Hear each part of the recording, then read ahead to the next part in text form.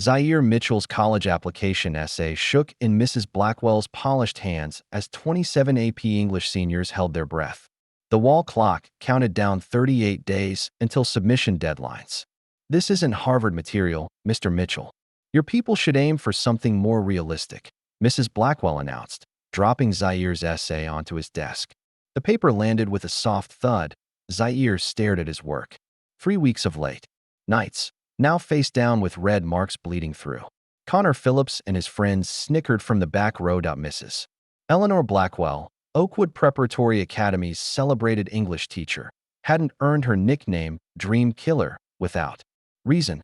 For 15 years, her recommendation letters were golden tickets to elite universities.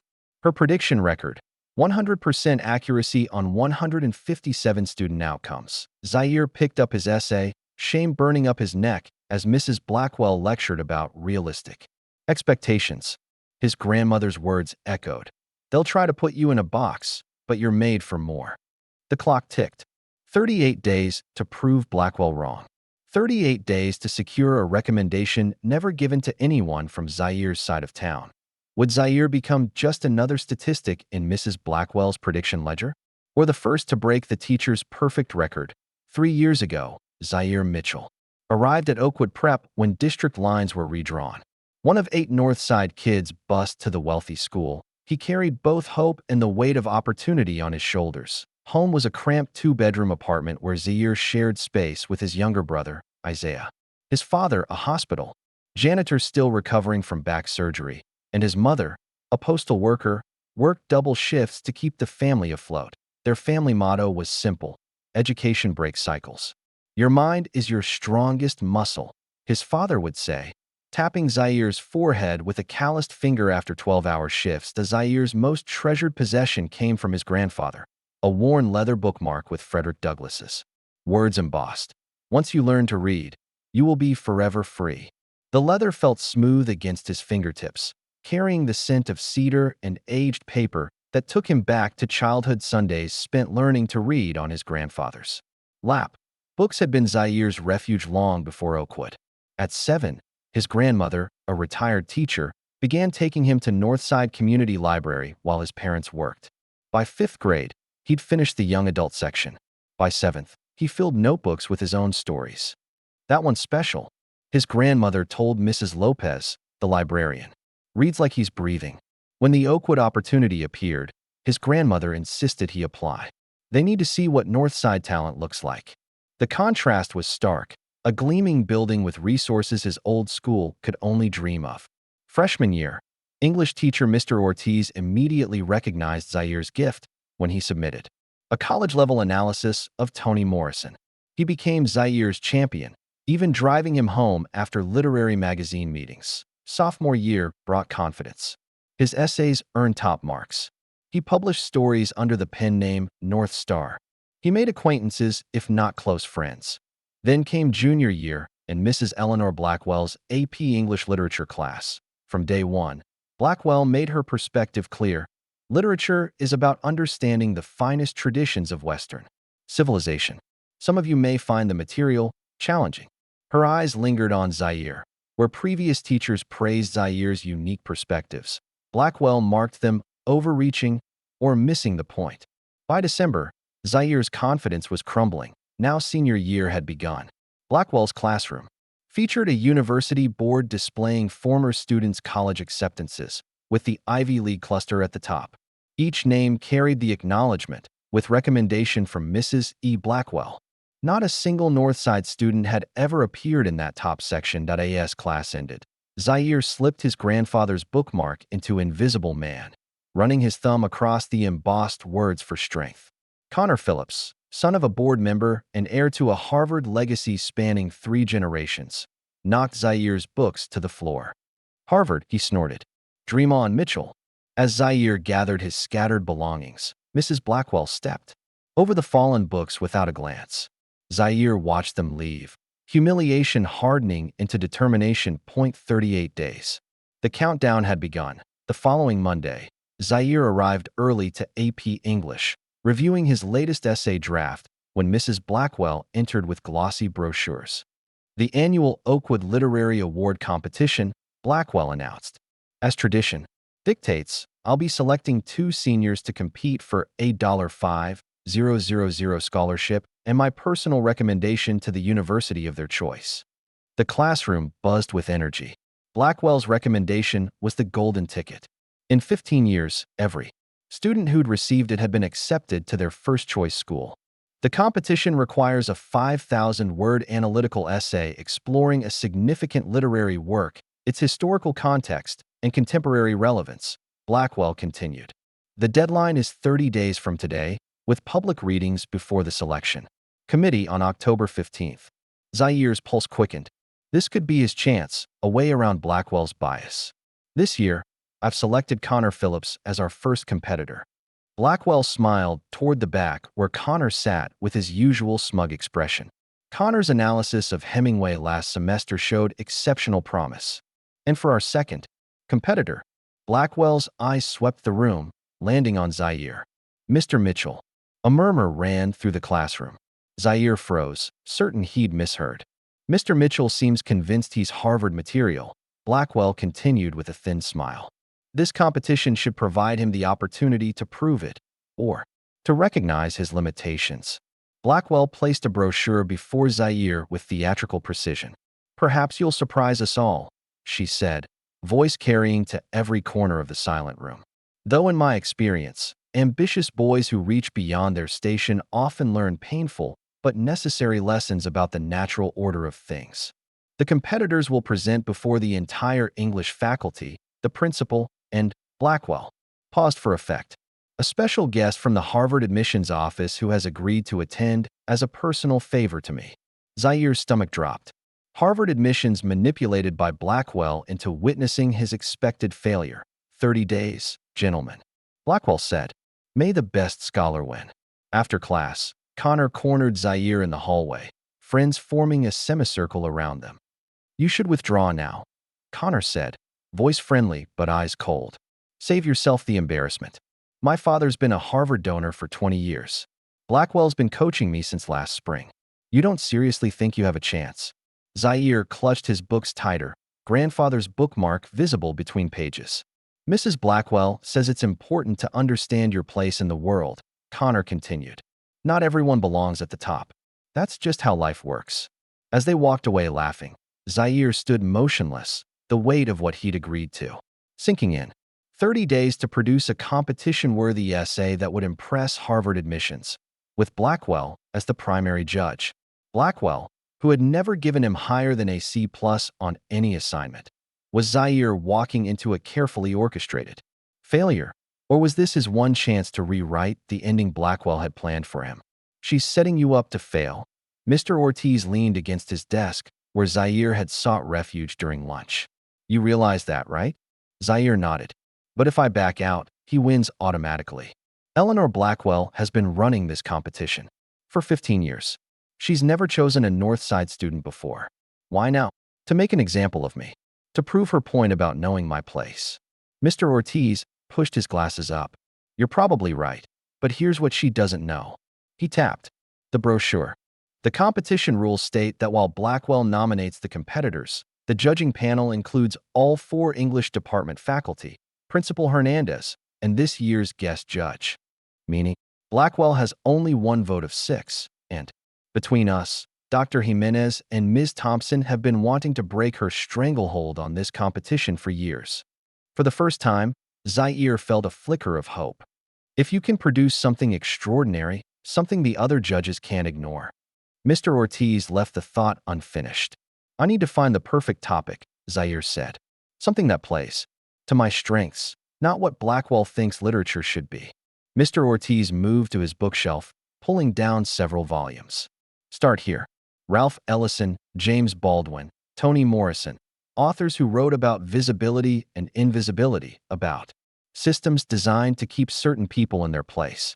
Blackwell barely covers these writers in class. Exactly, Mr. Ortiz said, which makes your analysis fresh. Also, check this out. He handed Zaire a thick folder. Past winning essays. I've been collecting them. Blackwell keeps them locked up. Only shares them with her favorites, like Connor. For the next week, Zaire virtually lived in the library.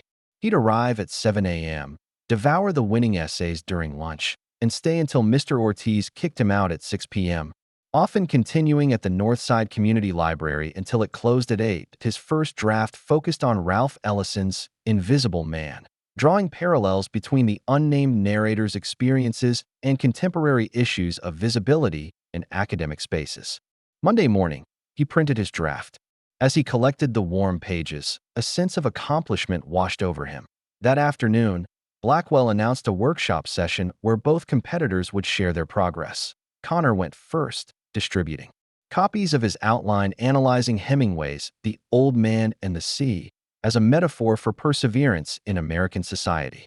His presentation was polished, clearly rehearsed. Excellent framework, Blackwell nodded approvingly. Classic approach to a classic text. When Zaire's turn came, he distributed his draft with nervousness coiling in his stomach. He outlined his analysis of invisibility as both a societal condition and a form of resistance in Ellison's work. As he spoke, he noticed something unexpected. His classmates were engaged.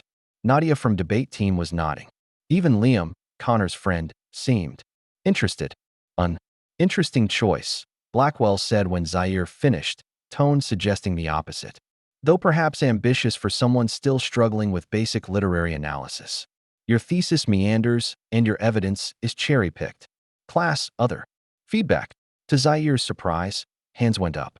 I thought the connection to modern academic spaces was really strong, said Nadia. The part about invisibility being both a wound and a weapon was cool, added Marcus. For 15 minutes, the class engaged with Zaire's ideas. Even with Blackwell steering toward criticism, students kept returning to what they found compelling. In the hallway afterward, 3 classmates stopped to tell Zaire they were impressed. For the first time, they saw him. Really saw him. That afternoon, Zaire opened his locker to find his books soaked, ink running from his notes. A water bottle had, accidentally, been placed open on the top shelf. Down the hall, Connor and friends watched, snickering.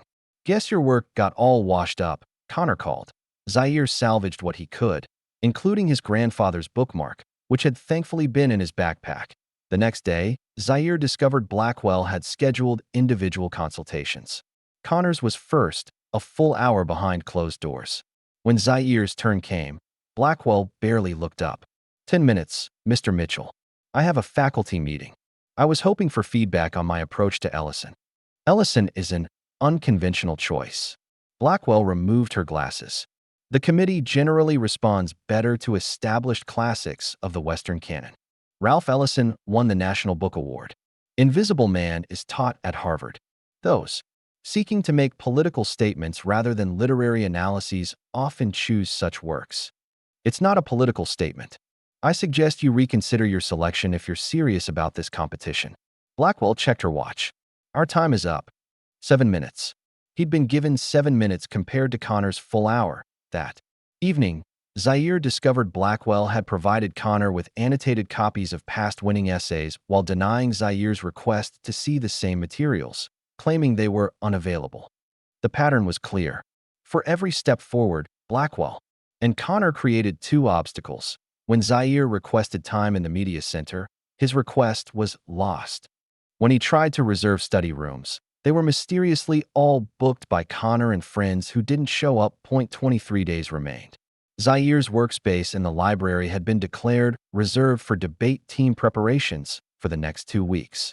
As Zaire relocated to the noisy cafeteria, he spotted Connor entering Blackwell's classroom with research materials that Blackwell had claimed were checked out when Zaire had requested them yesterday. The game was rigged, but Zaire was just beginning to understand the rules. What do you mean I need parental signatures in person? Zaire stood at the administrative counter, staring at the form Mrs. Phelps had handed him. New policy for competition participants, she explained without looking up. Since the literary award involves a substantial scholarship, we need parental acknowledgement of the terms. My parents both work double shifts. They can't just come in during school hours. Mrs. Phelps shrugged. The forms must be signed in person by next Wednesday. Mrs. Blackwell was quite specific. As Zaire left, he spotted Connor emerging from the counselor's suite, his father beside him in an expensive suit, clearly having just completed his signature process. Mitchell, Mr. Phillips nodded curtly. Connor tells me you're his competition this year. Ambitious. The way he said ambitious made it sound like delusional. That evening, Zaire broke the news over dinner, their only shared meal squeezed. Between his Mother's Day shift and his father's night shift. I can try to switch with Denise, his mother said. But I already asked for time off next month for your college visit day. His father winced as he shifted, his back clearly bothering him. If you need me there, I'll be there. Might cost us some overtime hours. The unspoken reality hung in the air. Every hour his parents didn't work meant bills that might not get paid. The $1.57 electric bill on the counter was already overdue. It's fine, Zaire said.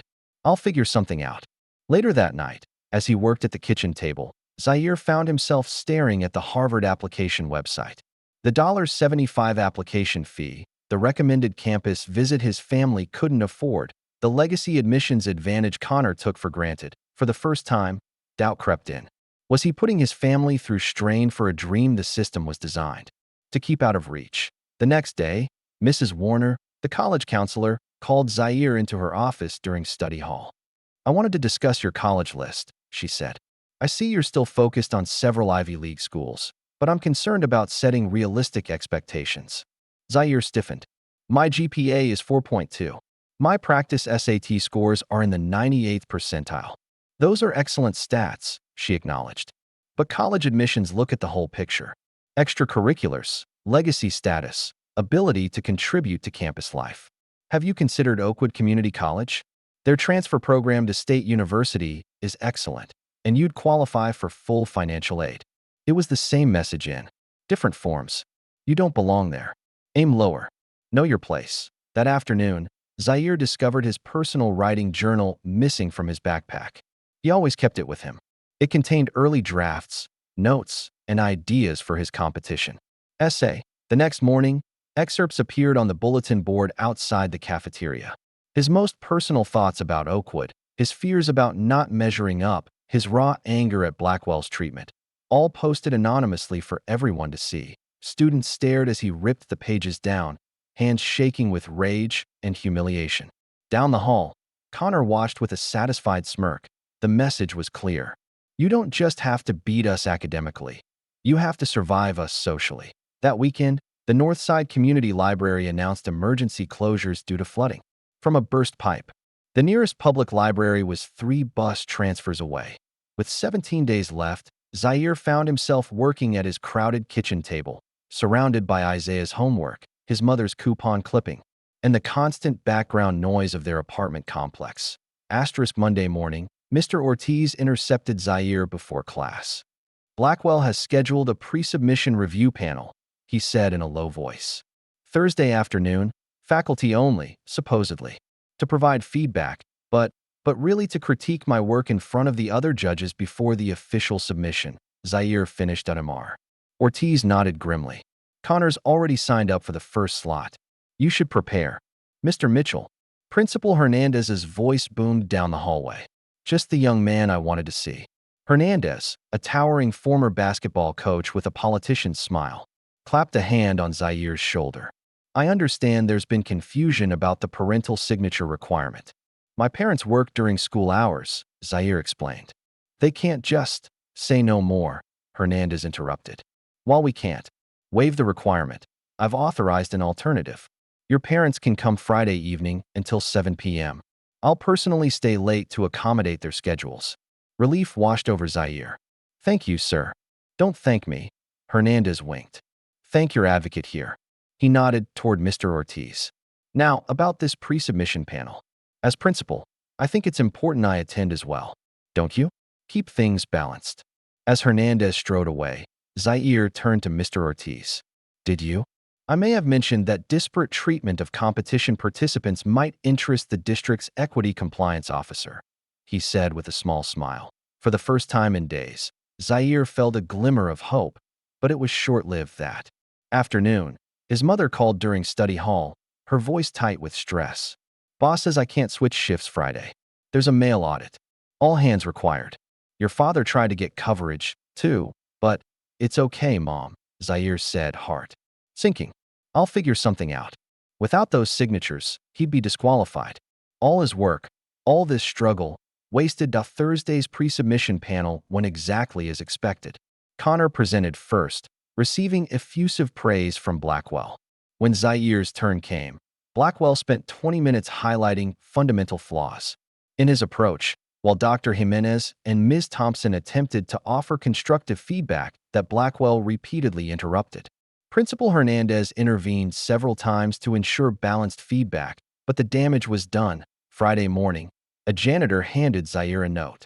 His parents' car had broken down. The repair would cost $340 they didn't have. They'd called in favors and borrowed money just to get it towed. The signature deadline was that evening. His essay needed major revisions. The competition submission was due in 13 days. And now his family faced a financial crisis his Harvard dreams had indirectly caused. As he slumped into his seat in AP English, Zaire wondered if everyone had been right. Maybe kids from Pinecrest Gardens weren't meant for Harvard. Maybe the system wasn't just rigged. Maybe it was unbeatable. Mrs. Blackwell entered with a triumphant air. Exciting news, class. I've just confirmed that our special guest judge from Harvard admissions is Mr. Gregory Harrington, senior admissions officer for the Northeast region and a personal friend. Her eyes found Zaire. Mr. Harrington places particular emphasis on understanding one's appropriate academic trajectory. He believes students thrive when they select institutions that align with their background and preparation. The message couldn't have been clearer. Even the Harvard judge was predetermined to see Zaire as an outsider. The quarterly issue of Oakwood Literary Review hit distribution boxes Monday morning. The school's literary magazine was typically dominated by the same circle of names.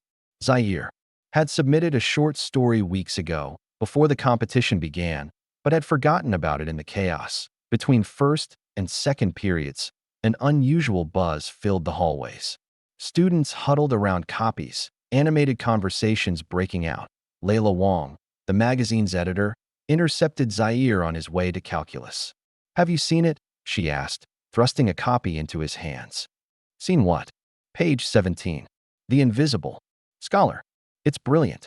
Everyone's talking about it." Zaire froze. The Invisible Scholar was his submission. A thinly veiled fictional account of a Northside student navigating Oakwood's elite academic world, written under his pen name, North Star. "I didn't think it would get published," he admitted. "Are you kidding?" The faculty advisor said it's the best piece we've published in years. The Oakwood Herald wants to interview the author for their Local Voices section. The Herald? The local newspaper rarely covered student writing. They're doing a feature on emerging literary voices. They called this morning. Layla lowered her voice. "I know North Star is your pen name. The Herald wants to interview you tomorrow. Are you in?" Before Zaire could answer, Mrs. Blackwell appeared, snatching copies from students' hands. "Who approved this issue? This content is inappropriate." Layla stiffened. "Ms. Thompson approved it as always. She's the faculty advisor." Ms. Thompson overstepped her authority. "This publication represents Oakwood Academy, and certain perspectives are not. This issue needs to be recalled immediately." "On what grounds?" Principal Hernandez appeared. "I've just finished reading it." "Exceptional work, Miss Wong." "Principal Hernandez, if I could speak with you privately," Blackwell began. "About the standout piece everyone's discussing, The Invisible Scholar." Hernandez smiled. "Powerful stuff. The kind of writing that wins competitions and impresses college admissions officers." As they continued their exchange, Layla whispered, "So, the Herald interview?" In that moment, something shifted in Zaire. For months, years, really, he'd been trying to be invisible in the way Blackwell wanted, quiet, compliant, accepting his place. But there was another kind of invisibility, the kind Ellison wrote about, where being unseen could become a form of power. "Yes," he decided. "I'll do the interview." The Herald article appeared Wednesday. Hidden literary talent emerges at Oakwood Academy. The feature praised North Star's authentic voice and unflinching examination of educational inequity, though Zaire had requested his real name be withheld. The article made it clear that North Star was a student from Northside attending Oakwood. On academic merit. By lunchtime, the atmosphere had changed. Students Zaire barely knew stopped him to discuss the story. Teachers gave thoughtful nods. Even Connor's friends seemed uncertain how to treat him. Mr. Ortiz found him in the library that afternoon. "You've caused quite a stir," he said. Blackwell's furious. She thinks Ms. Thompson and Principal Hernandez orchestrated this to undermine her. I just wrote a story, Zaire said. A story that's resonating because it's truth wrapped in fiction. He slid a business card across the table. Darius Wilson, Harvard '09. He read the Herald piece and reached out. He mentors Northside students applying to Ivy League schools. Why would he help me? Because 12 years ago, he was you. Northside kid, public high school, first in his family to go to college. Now he's an attorney in Chicago who sits on Harvard's alumni admissions committee. He tapped the card. Call him. That evening, Zaire spoke with Darius Wilson for over an hour. The Harvard alum offered to review Zaire's application materials and confirmed what Zaire had begun to suspect. Mrs. Blackwell's special connection to admissions officer Gregory Harrington might be overstated. Harrington evaluates thousands of applications yearly, Wilson explained. If he's visiting Oakwood, it's part of a standard school tour, not some personal favor. And no single teacher's recommendation determines Harvard admissions. We look at the whole picture. The conversation left Zaire with renewed determination and a crucial realization. Blackwell's power existed largely because students believed in it. The next day, Zaire began documenting Blackwell's pattern of behavior. He collected his graded papers alongside similar work from non-Northside students that received higher marks. He noted resource disparities and listed every instance where Blackwell had discouraged Northside students from applying to elite universities. What emerged was a clear pattern of systematic discouragement and unequal treatment, not overt enough to trigger action on any single incident, but undeniable when viewed collectively. Meanwhile, Zaire's competition essay transformed. Instead of writing what he thought Blackwell wanted, he wrote with the authentic voice that had made the invisible scholar resonate. His analysis expanded to include connections between Ellison, Morrison, Baldwin, and even threads in Melville and Hawthorne that conventional analysis overlooked. With Darius Wilson's guidance, he restructured his approach to emphasize original insight rather than conformity. The essay became not just an analysis of literature, but a demonstration of how literature offered frameworks for understanding lived experience. Even the logistics improved. Principal Hernandez approved his parents' signatures via a home visit. By Mr. Ortiz, the Northside Community Library reopened. Other teachers began offering assistance. Dr. Jimenez shared scholarly articles. Ms. Thompson provided feedback. Even the school librarian set aside reference materials. With 1 week remaining, Zaire worked with focused intensity. His essay took shape not as a plea for acceptance into Blackwell's world, but as a declaration that literature belonged to everyone, that Northside experiences informed understanding of texts just as validly as Oakwood's. The day before submissions were due, Zaire stayed late in the media center. As he packed up, he noticed Connor watching him from a nearby table, his usual smirk replaced by something closer to uncertainty. "You're still going through with this?" Connor asked, tone lacking its usual edge. "Why wouldn't I?" Connor shifted uncomfortably. "Everyone's reading your story, even my parents. My mom asked me if that's really what happens here. And Blackwell has been coaching me since junior year," Connor admitted. "She gave me all the past winning essays, spent hours on my outline, even told me what points would impress Harrington specifically." He hesitated. "I didn't think it was unfair until I saw it written out in your story. And now I don't know." Connor stood to leave, then paused. "For what it's worth, your story was really good. Better than anything I could write." The following morning, Zaire submitted his completed essay, Invisible Ink: Ellison's Legacy and the Unseeing Eye in American Literature. 7,000 words that represented not just his analysis of literature, but his declaration that he belonged in the conversation. As Mr. Ortiz accepted his submission, he handed Zaire a note. Darius Wilson would be attending the final presentation as an observer. For the first time, Zaire felt the playing field might actually be level. 3 days before the final presentation, Zaire discovered his evidence file missing from his locker. The carefully compiled documentation of Blackwell's patterns had vanished. In its place lay a typed note. "Some lessons are learned the hard way." The violation felt personal, beyond academic competition. Those testimonials had been shared in confidence by students who trusted Zaire to protect their stories while exposing a pattern. The following day, The pre-presentation reception was rescheduled from 4 p.m. to 1:30 p.m. during Zaire's calculus exam, which couldn't be rescheduled without penalty. By the time Zaire arrived at 3 p.m., the reception was concluding. Connor was surrounded by judges, laughing comfortably as Mrs. Blackwell made introductions to Harvard admissions officer Gregory Harrington, a silver-haired man with bow tie and blazer. "Ah, Mr. Mitchell," Blackwell called out. "How unfortunate. You missed most of our gathering. We were just discussing the remarkable family legacy Mr. Phillips represents. 4 generations at Harvard. Quite the tradition." Harrington smiled. "Legacy considerations are certainly part of our holistic process. Tradition matters at Harvard." The message was clear. The game had been rigged from the start. Asterisk. That evening, Zaire received the schedule. Connor would present first at 4 p.m., prime time when the auditorium would be full. Zaire had been assigned 5:30 p.m. when most students would have left and parents would be heading home for dinner. His parents had been informed their presence was optional, while Connor's family would be given front-row seats as community supporters of the academy.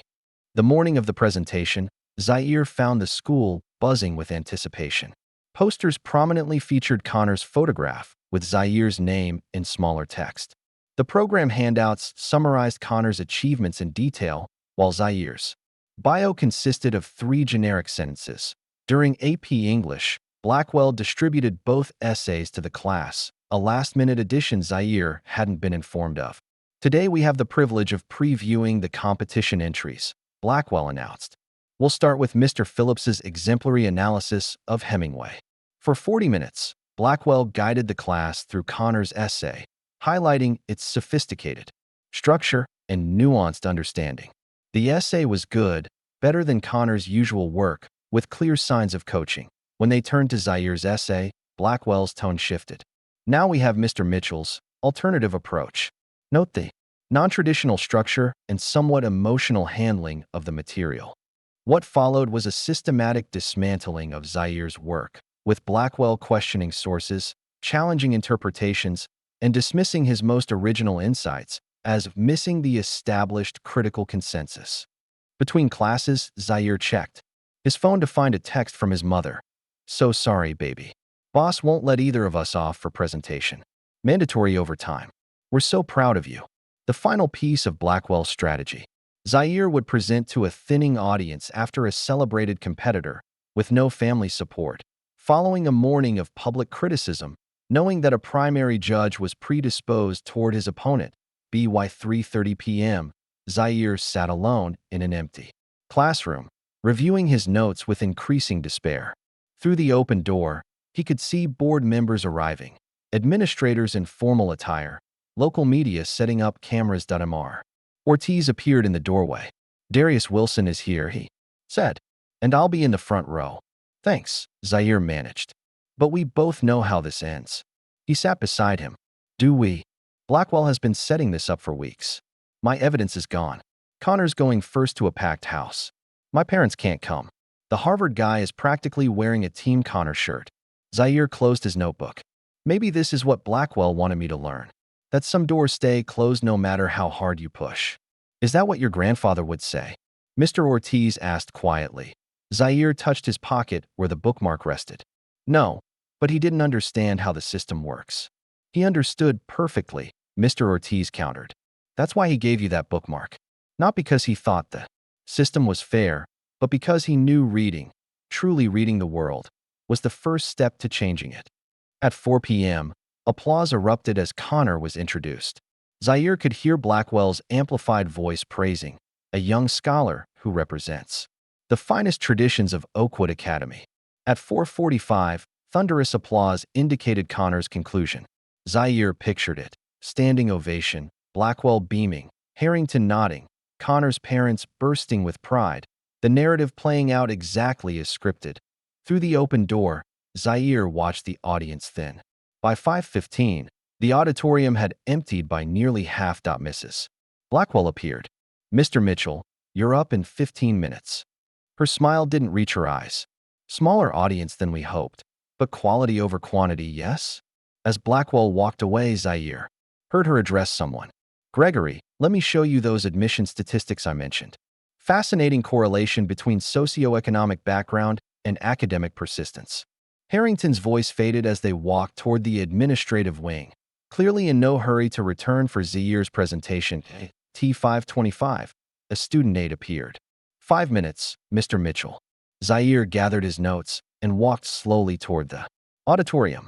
Through the doors, he could see the scattered audience, perhaps 50 people where there had been 200 for Connor.Mr. Ortiz sat front and center beside Darius Wilson.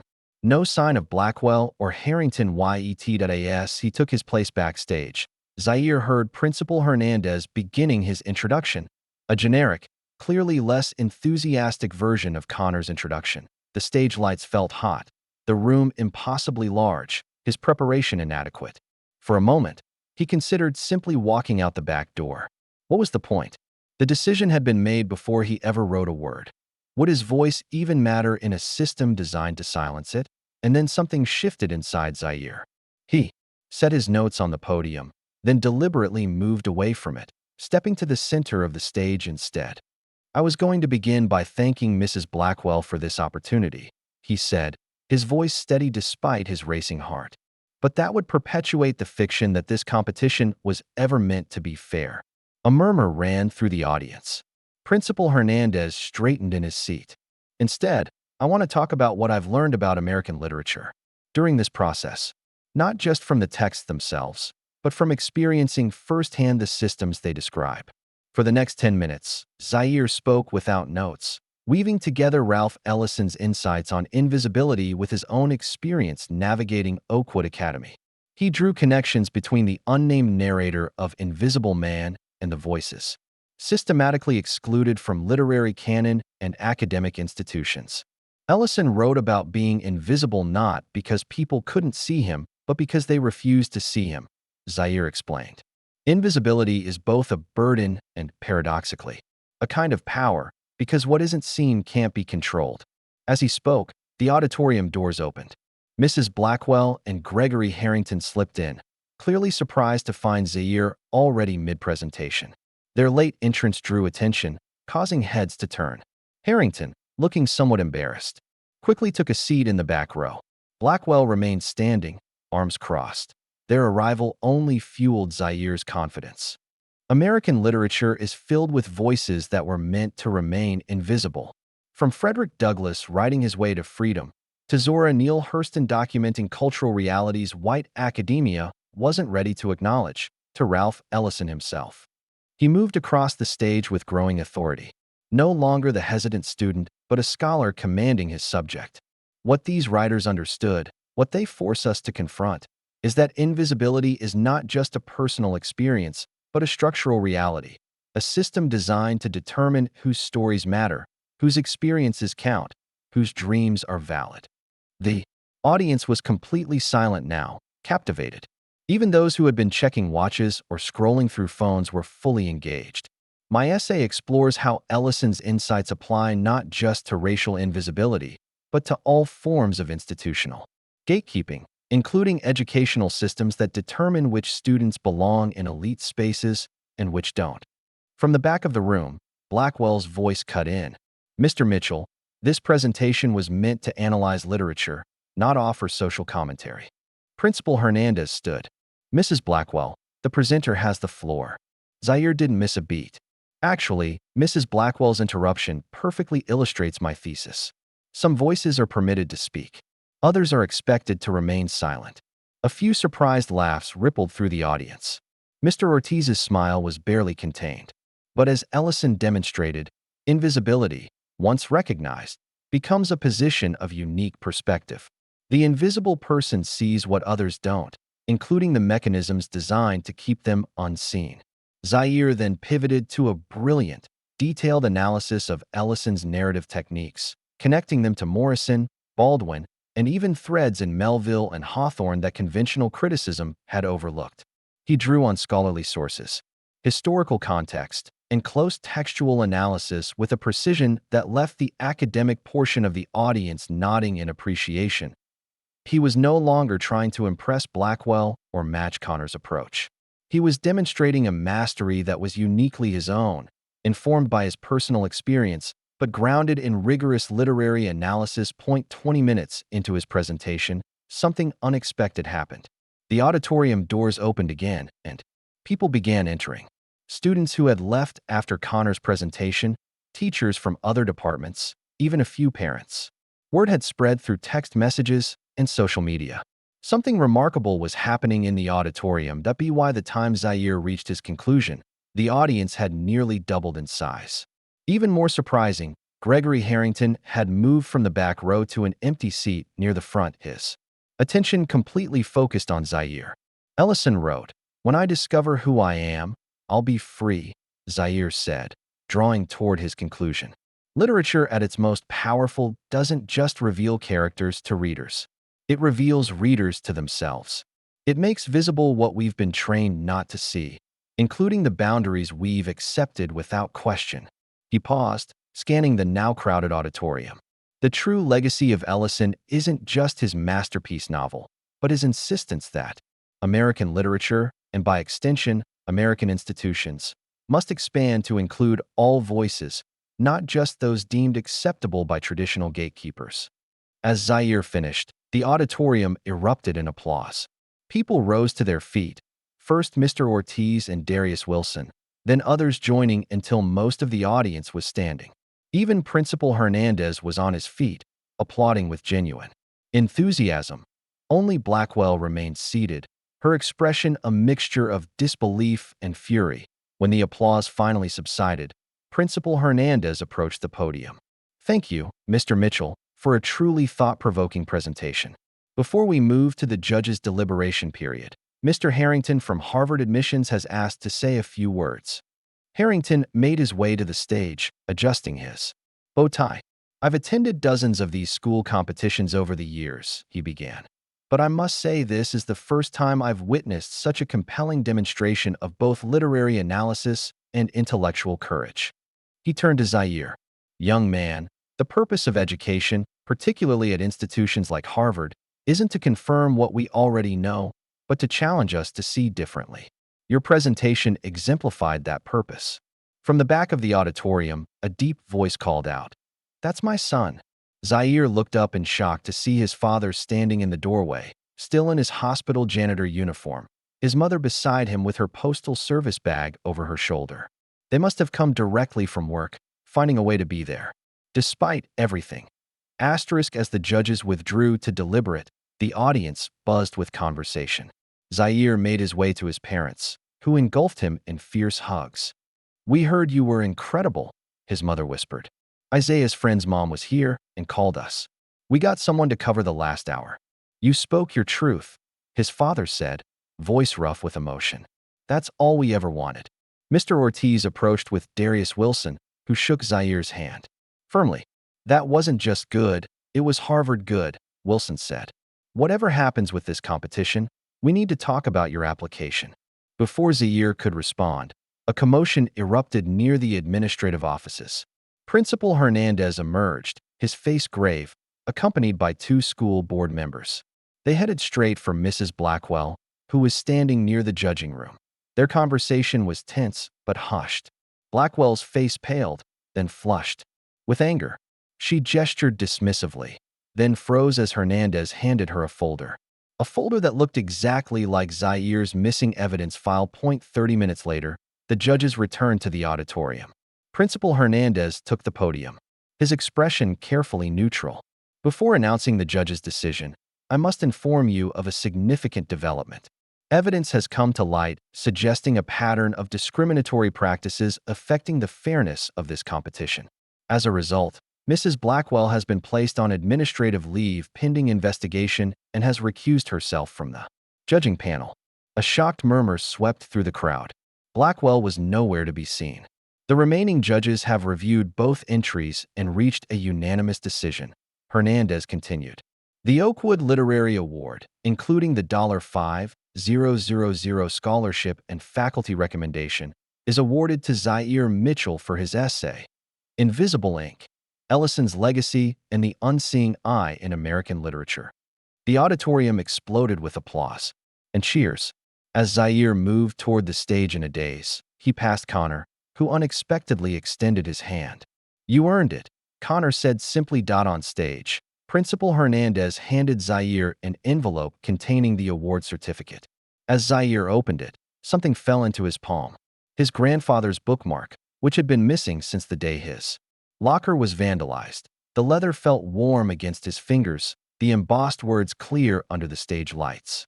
He brought it to his nose, inhaling the familiar scent of cedar and aged paper that had somehow grown stronger, as if the bookmark had absorbed the essence of his journey and was giving it back to him in this moment of triumph. Once you learn to read, you will be forever free. In that moment, surrounded by applause, his parents beaming from the front row, Zaire understood what his grandfather had really meant. Freedom wasn't just about literacy. It was about learning to read the world, to see the systems designed to make you invisible, and to write yourself into visibility despite them. 8 months later, Zaire stood in his family's living room, staring at the envelope on the coffee table. The crimson Harvard shield in the corner seemed to glow against the cream-colored paper.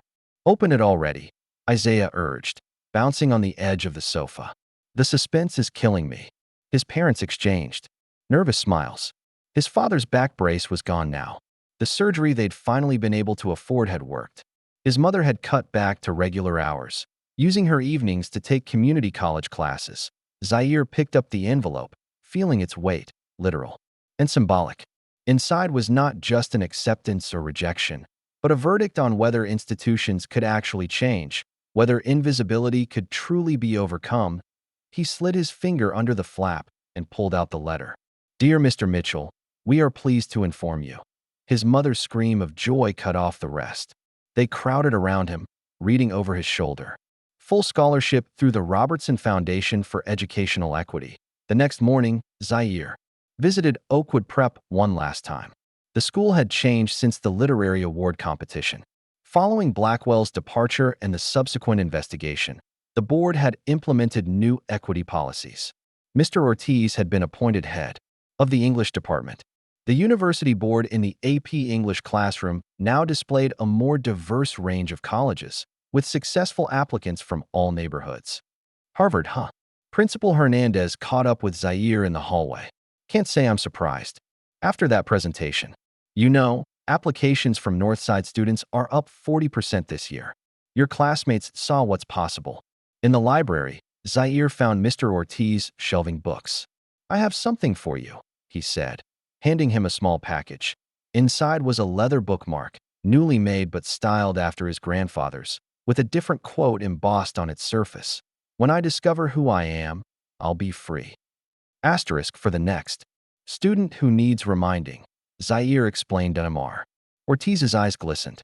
"There's already a freshman asking about Harvard. Wants to know how you did it.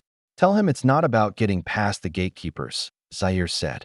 "It's about recognizing that the gates were never legitimate in the first place." As Zaire left Oakwood Academy for the last time, he passed Connor Phillips in the parking lot. Their relationship had evolved into something like mutual respect since the competition. "So, Harvard after all," Connor nodded. "My dad's still processing that one." "Where did you decide on?" "Princeton," Connor grinned. "Thought I'd break the family tradition." "Your essay got me thinking about following prescribed paths without questioning them." That evening, Zaire sat at the desk in the bedroom he still shared with Isaiah, writing the final entry in the journal he'd kept throughout his senior year. The journal would become the foundation for a mentoring program he was establishing for Northside students with college ambitions. Already, 15 middle schoolers had signed up for summer sessions. He ran his fingers over his grandfather's bookmark, now framed on his wall alongside his Harvard acceptance letter. The leather had darkened with age, but the embossed words remained clear. "Once you learn to read, you will be forever free." Zaire thought about the different kinds of reading he'd learned. Reading literature, reading institutions, reading the unspoken rules designed to keep some people in their place. His grandfather had understood that literacy was never just about decoding words on a page. It was about decoding the world itself, seeing through the narratives others constructed to limit your possibilities. The true power of reading, Zaire now understood, wasn't just in consuming stories. It was in recognizing when you were being written into someone else's story and finding the courage to pick up the pen and write your own. Looking at the faces of the Northside middle schoolers in the program brochure on his desk, Zaire wondered. How many systems still exist that tell certain kids they don't belong in certain spaces? How many voices are still being silenced by those who claim to know their proper place? And more importantly, what would it take for all of us to start reading the world differently? To see the invisible structures that shape our expectations of others and ourselves?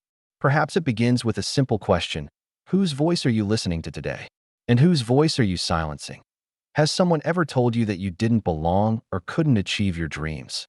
What invisible barriers have you faced in your own education or career? Share your story in the comments below. And if Zaire's journey resonated with you, give this video a thumbs up and tap the subscribe button for more inspiring stories of underdogs who refuse to stay invisible. Because every like and subscription helps us amplify the voices that systems try to silence. This isn't the end of the story. It's the beginning of what happens when truth meets visibility. At True Stories, we believe awareness is the first step to change. Subscribe and stay connected because the next remarkable journey might be yours.